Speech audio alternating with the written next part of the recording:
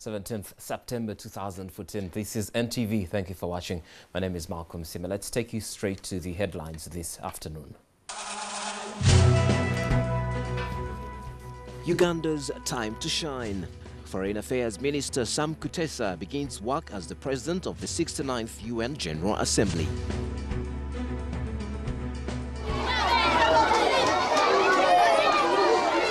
A stitch in time? Police closes down a school in Busia district, citing poor hygiene and living conditions.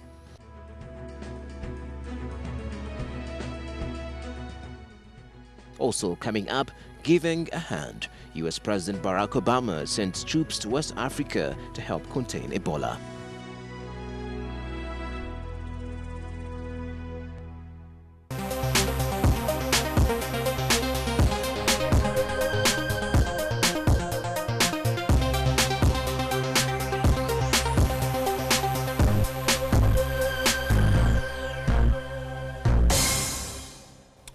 Welcome once again. This is NTV at One, an update now on what's happening in Moyo district, which lies on the Uganda-South Sudan border. It remains volatile after residents protested continued harassment by their South Sudanese neighbors. And in a statement, State Minister for Internal Affairs, Minister James Barber, said the standoff between the Ugandan and South Sudan communities is based on a long-standing dispute over the common border.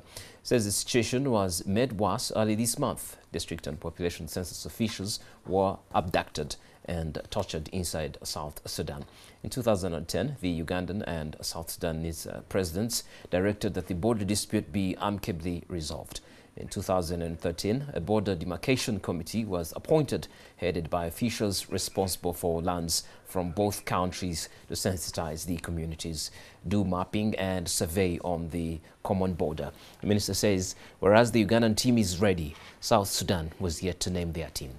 Baba appealed to the communities in Moyo and Kajo, Keji County in South Sudan to remain calm and coexist as the leadership of the two countries find a lasting solution to the border dispute. Moving on, the United Nations General Assembly has opened its 69th session, chaired by the new President, Uganda's Foreign Affairs Minister Sam Kutesa. In his opening remarks, Kutesa opened the general debate on the theme, delivering on implementing transformative post-2015 development agenda. Next week, scores of heads of states and government will take to the same podium in the annual general debate, which will run from Wednesday, 24th September to 1st October to deliberate on the world's most pressing issues. Kutesa was elected on the June 11th by acclamation as president of the 69th session of the 193 member states United Nations. Your Excellencies, Mr. Secretary General, distinguished colleagues, ladies and gentlemen, today I'm pleased to address this august General Assembly for the first time as President of the 69th session. I'm deeply humbled and honored by the trust you have bestowed upon me and my country, Uganda. I'm convinced that together we will, as member states, achieve a lot over the next 12 months in advancing the core values and principles of the United Nations for the betterment of the world and its peoples. Distinguished colleagues, I'd like to extend my heartfelt thanks to my predecessor, His Excellency John Ash, who presided over the just concluded 68th session of this Assembly. Mr. Ash has worked tirelessly to promote the work of the General Assembly, and on behalf of all member states, I convey your gratitude to him for his dedicated service. I wish in particular to thank him for setting the stage with the conclusion of intergovernmental processes whose outcomes will provide key inputs for our work in this session. He also handed over to me a compendium with the majority activities undertaken in the past year as a foundation on which to build to address outstanding issues. Uganda's Foreign Affairs Minister Sam Kutesa opening the 69th General Assembly of the United Nations. That makes Uganda proud, really. Now, still on the United Nations, echoing the significance of the annual debate, the United Nations Secretary General Ban Ki-moon called on the 69th session to emphasize the need to accelerate progress on the Millennium Development Goals. He also called for the establishment of a development agenda that can actually cut extreme poverty over the next 15 years. Now plague our world. There is plenty of reason to be uneasy over the state of the world. But there is also plenty of reason for hope.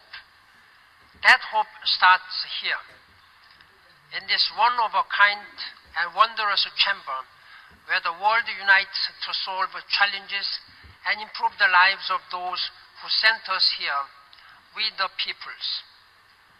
Let us resolve to act together to accelerate the progress as the Millennium Development Goals enter their final stretch. Let us join forces to establish a set of sustainable development goals and development agenda that can wipe out extreme poverty over the next 15 years. Let us commit to take on the climate change and leave a cleaner and greener planet for prosperity. Let us spare no efforts to place human rights up front and promote peace and security everywhere and for everyone. Mr. President, Excellencies, ladies and gentlemen, our eyes must be open to the world and all its challenges.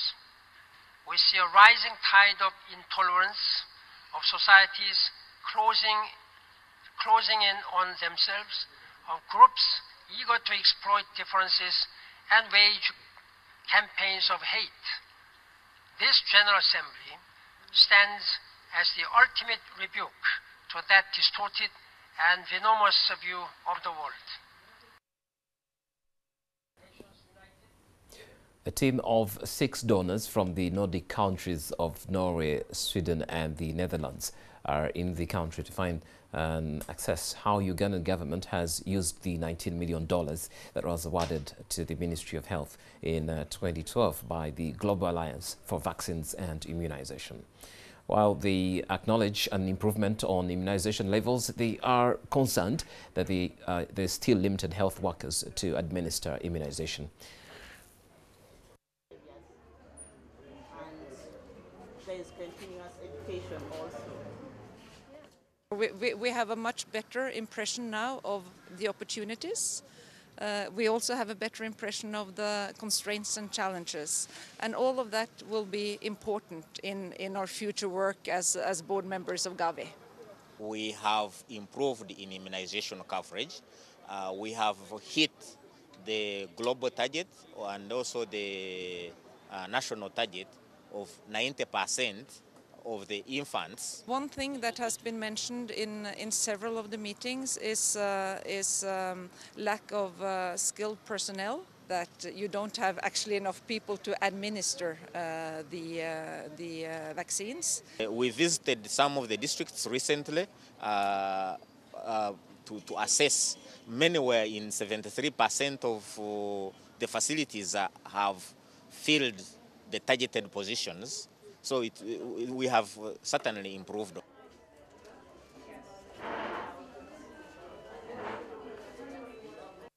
Well, that team is on a 5-day tour and will conclude it with a field tour in Kayunga, and they began from Kiswa here in Kampala.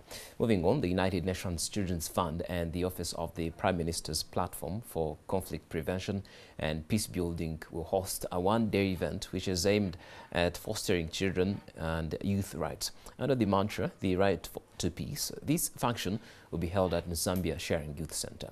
The event will also give a platform to youth to formulate a policy on the prevention of conflict. According to a survey carried out in August 2014, about 45% youth said they do not enjoy the right to peace. To be cherished, to be nurtured, and through a new report. Okay, how many questions? 5?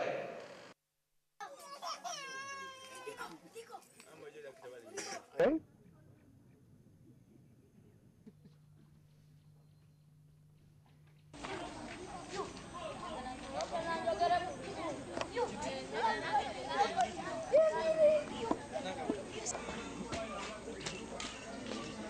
So this is what tomorrow's all about, providing a platform for young people to begin to engage, to begin to make that contribution, and to make a national peace policy for Uganda that is youth-led a reality. Thank you very much for your attention. This is NTV at One. We're now going to take a short break. We come back with more stories that are making headlines today.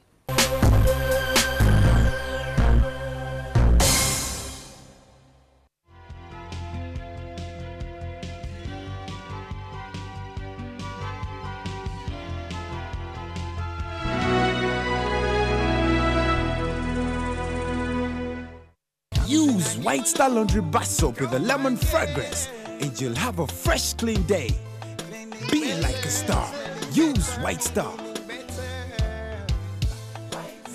Don't disturb Daddy. My daddy is a star. White Star Laundry Bar Soap. All day fresh clean.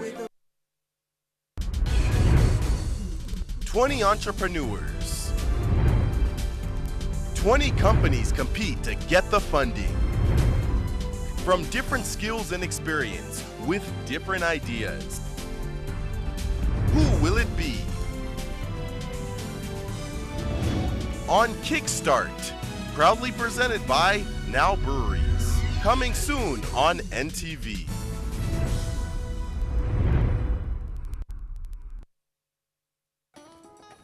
Ariel claims to give us the best stain removal in one wash. So we'll collect tough stains, red sand, fruit juice, chocolate ice cream, to see which gives the best stain removal in one wash. We'll wash one half with Ariel and the other with premium detergent. Did the other premium detergent remove these stains? And Ariel? Yes! Ariel, best stain removal in one wash. On the next episode, brought to you by... At Orange, we know you want to do more on the internet. That's why we bring you happy hour day and night. I'm Rose's cousin, didn't she tell you? Exactly, you're Rose's cousin, but we've never met. So, where have we met? Because I know you from somewhere. I saw the maid cuddling with Alcino. Veronica, introduce me to that maid. I don't know how I ever agreed to the idea of marrying Tiao. Because Thais, he's just like my father. He's just like that good-for-nothing who left my mom alone, broke, raising a lot of kids.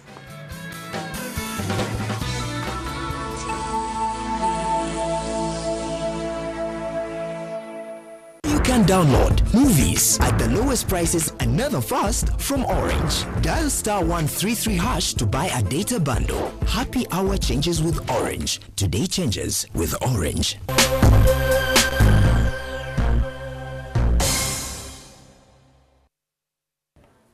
Welcome back. This is NTV at One. Now, police and education authorities in Busia district have closed Mehan Islamic Primary School due to poor sanitary conditions. And although the director of this school feels that the action was malicious, the authorities say it's the duty to ensure that students study in safe environments.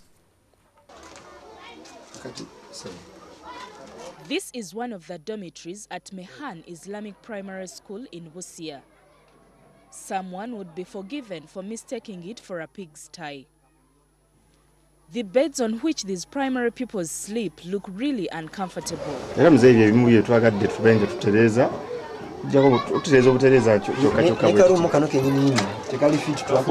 these people.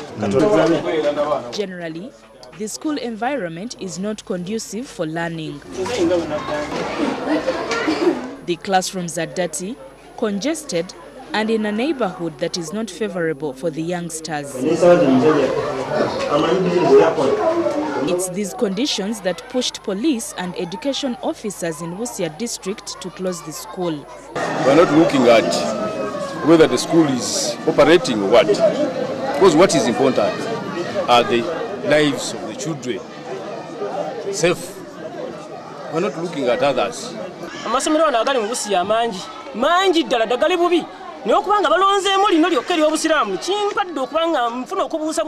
This is not the first time a school is closed here due to poor conditions. In our weekly feature this afternoon, we look at the life of a female kickboxer, Patricia Apolot.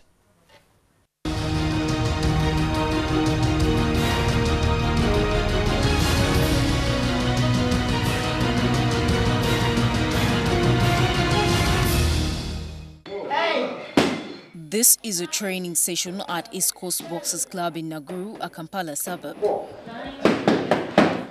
The sight of one female among over 15 men doing these strenuous drills is amazing.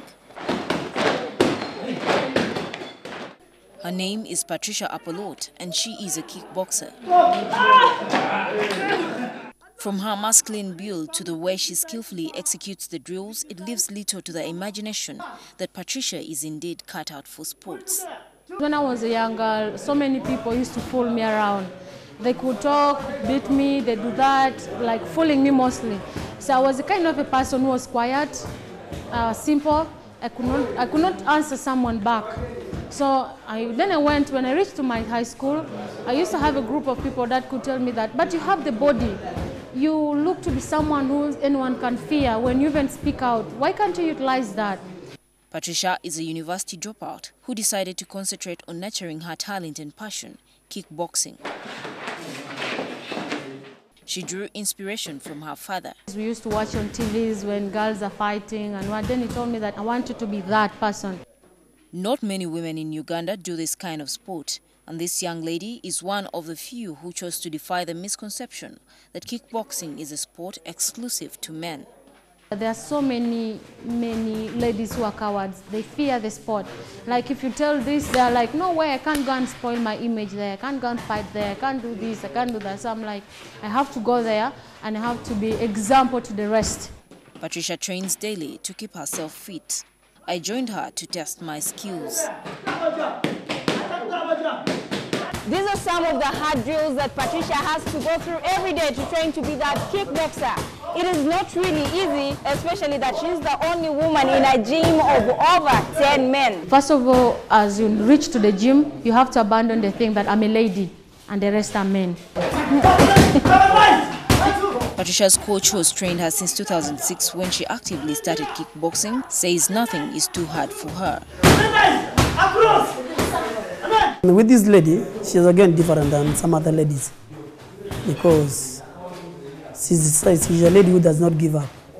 She wants to compete with the men, strong boys. That's why we overlike her.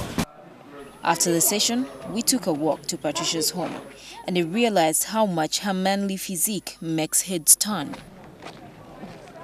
This is whereby I walk on the street, I walk in the market where people say, oh my gosh, she's a man, is she a lady, she is. But all that doesn't, it comes and goes by. I want to know if her physique does not scare off men. They respect me than fear because of like when they see me, first of all, they come, they're interested of knowing what I do. They're interested of saying, you are a beautiful lady, how did you choose kickboxing? It is in this single room that Patricia and her cousin rent in the ghettos of Naguru that she keeps the prizes she has won. The best thing is when I first won the title as a national champion, that was something that I could never ever forget because it was something that really made me know that I'm really matured in the game. She boasts of over 8 medals and numerous certificates. First of all, I've gained a name. That is the first thing I can say. I've gained a name, I've gained respect. Apart from boxing and kickboxing, Patricia also does taekwondo and is a member of the national team. So far, this 23-year-old has had 25 fights in kickboxing, boxing and taekwondo and has lost only one. Much as she earns a living from these sports, Patricia has also enhanced her defense skills. So he kind of pulled me. I got a little bit dirty inside the heart and I was forced to punch him really hard so that he could run. So when the friends saw that I've punched him and he fell off the trench, the friends took off with the bike. At only 23, Patricia seems to have found her place in the world of sports, and going back to school is nowhere close to the top on the list of her priorities. I don't think I'll go back to school, yes, but I'm so much willing to continue the sport. Gertrude Tumusime with Party, NTV.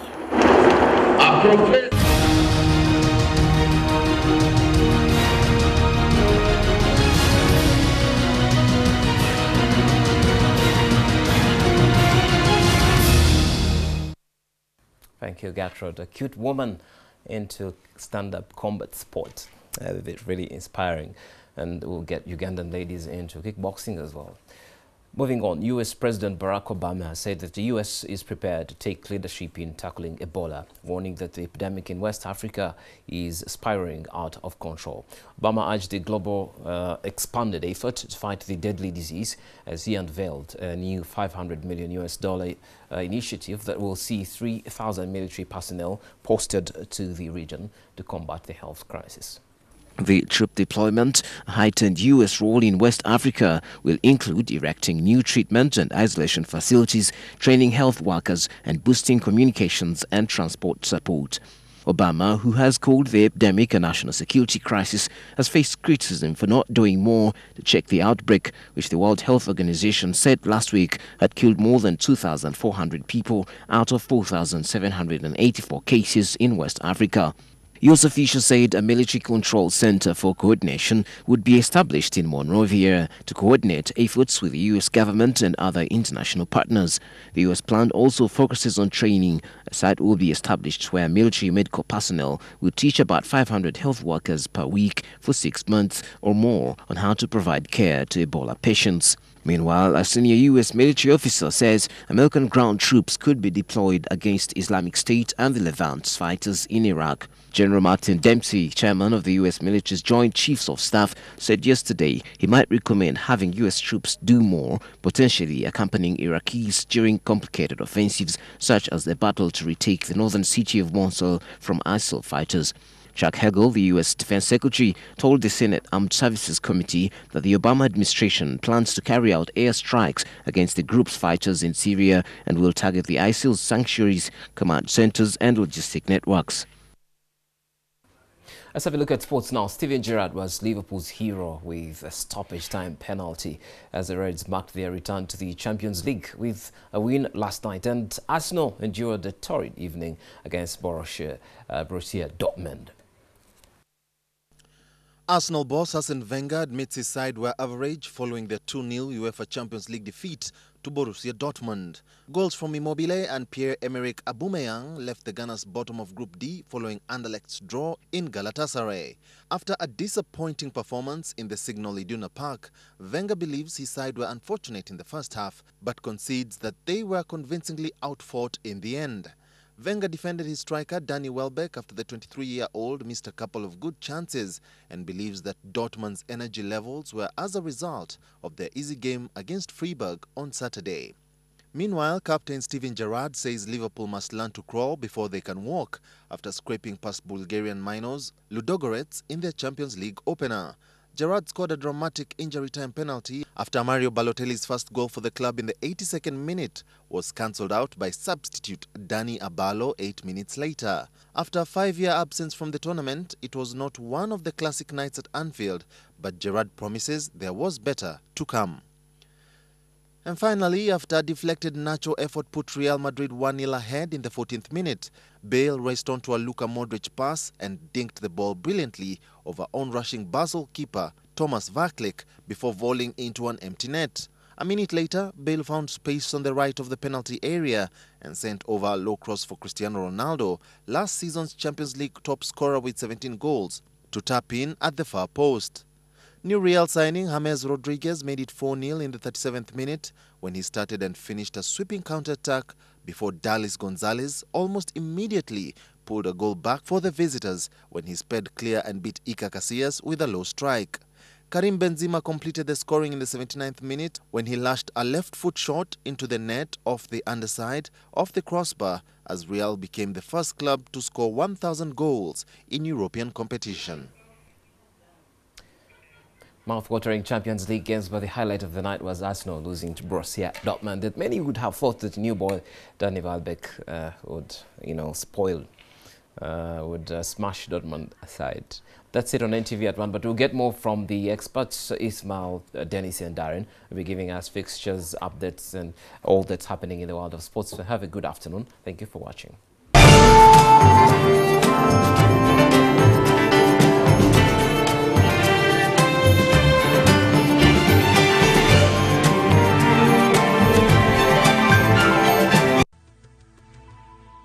NTV, turning on your world.